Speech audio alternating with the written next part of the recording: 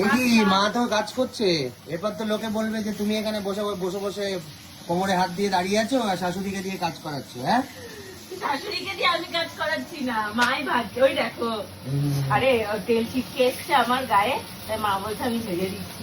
মাছগুলো বড়, ইলিশ মাছের মধ্যে ডিম হয়ে গেলে না মাছ ছিটকাতে থাকে তখন, আর এই মাছে প্রচুর তেল। বলে যে ও মা তুমি নাকি সবসময় মুখ ভারী করে থাকো এই কারণে যে তোমার নাকি মেয়ে পছন্দ বউ না, পছন্দ বউ না, পছন্দ না। ওরা বেশি জানে, ওরা বেশি বোঝে। দাও কালো জিরে দেবো, তাই তো? এবার এতটা তেলেই লাগবে তো। ওরা সংসার করবে না, আমি সংসার করবো, সেটা আমি বুঝি। আমার বউ রান্না করবে কি, শুয়ে থাকবে কি, বসে থাকবে কি, ঘুমোবে কি, পায়ের ওপর পা দিয়ে পা নাড়াবে, সেটা আমার দেখার দরকার। কাদের এত মাথা ব্যথা গেছে?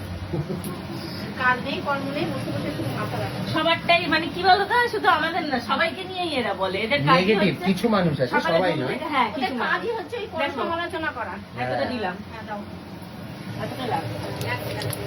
কাঁচা লঙ্কা দেবে? না না, এর ভেতরে দাও, অনেক লঙ্কা দিয়ে দিলাম, চেরা লঙ্কা সব দিয়েছ অনেক, দিলাম। ধরে দিয়ে দেবো? আস্তে আস্তে দাও, আস্তে দাও, আস্তে দাও। গ্যাসটা একটু কমায়। হ্যাঁ, কমাও। সরে আসো, মুখটা সরিয়ে রাখো তো।